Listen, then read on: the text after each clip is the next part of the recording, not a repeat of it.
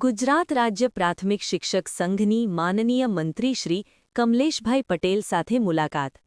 OPS મુદ્દે તાત્કાલિક કાર્યવાહી માટે સૂચના. આજરોજ ગુજરાત રાજ્ય પ્રાથમિક શિક્ષક સંઘના હોદ્દેદારો દ્વારા રાજ્યકક્ષાના મંત્રી માનનીય શ્રી કમલેશભાઈ પટેલ સાથે રૂબરૂ મુલાકાત કરીને શિક્ષકો અને કર્મચારીઓના વિવિધ મહત્વપૂર્ણ પ્રશ્નોની રજૂઆત કરવામાં આવી હતી.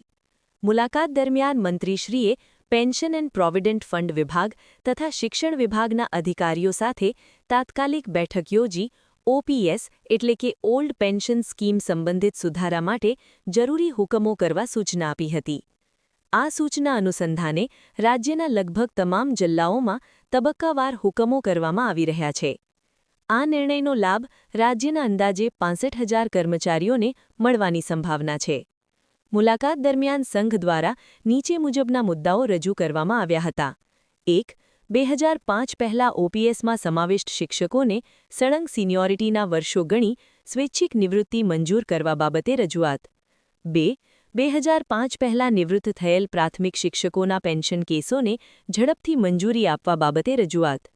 3. પ્રાથમિક શિક્ષકોને અનિયમિત પગાર મળવાના કારણે પડતી મુશ્કેલીઓ દૂર કરવા સમયસર ગ્રાન્ટ ફાળવવાની માંગ. 4. વડોદરા જિલ્લા તેમજ રાજ્યના અન્ય જિલ્લાઓમાં 2004ની વિદ્યાસહાયક ભરતીમાં 2005માં નિમણૂક પામેલા શિક્ષકોને ઓપીએસનો લાભ આપવા બાબતે રજૂઆત. માનનીય મંત્રીશ્રીએ તમામ મુદ્દાઓને ગંભીરતાથી લઈ સંબંધિત અધિકારીઓને બોલાવી તાત્કાલિક નિરાકરણ લાવવા સૂચના આપી છે.